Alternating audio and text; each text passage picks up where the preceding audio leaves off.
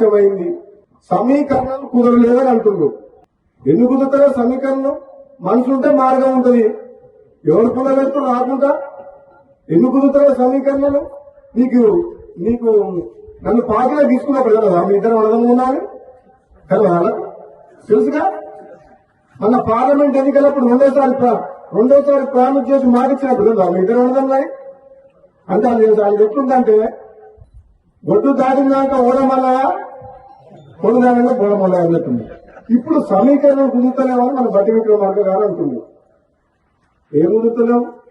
9 మంది ఎమ్మెల్యేలు ఉన్న ఖమ్మం జిల్లాలో 3 మంత్రులు ఉన్నారు. ఎంతమంది ఉన్నారు?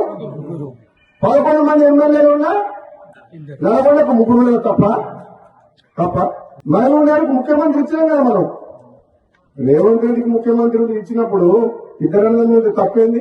ఇదే నమ్మడం లేవాలన్నా తక్కువ ఇద్దరికిద్దరే గతంలోనే ఇద్దరం.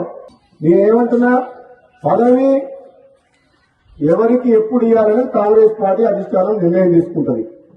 ఆలస్యమైనా సరే నేను ఓపిక పడుతున్నా. పదవుల కోసం పాకులాడే వ్యక్తిని కాను. ఆలస్యమైంది, సమీకరణాలు కుదరలేదని అంటుండ్రు. ఎందుకు కుదురుతారో సమీకరణం? మనసుంటే మార్గం ఉంటది.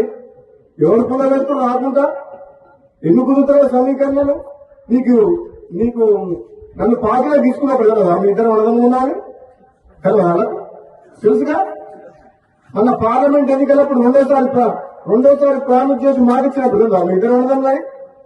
అంటే అది ఎట్లుందంటే ఒడ్డు దాటినాక ఓడమల్లయా, కొడు దానిగా బోడమల్లయా అన్నట్టుంది. ఇప్పుడు సమీకరణం కుదురుతలేమని మన బట్టి విక్రమార్క గారు అంటుంది.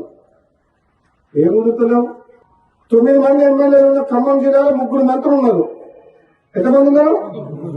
11 మంది ఎమ్మెల్యేలు ఉన్నా నల్గొండకు 3 ఉన్నారు తప్ప మహబూబ్ నగర్కు ముఖ్యమంత్రి ఇచ్చినాం కదా మనం.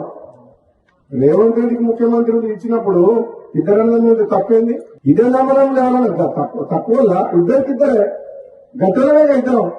నేనేమంటున్నా, పదవి ఎవరికి ఎప్పుడు ఇవ్వాలని కాంగ్రెస్ పార్టీ అధిష్టానం నిర్ణయం తీసుకుంటది.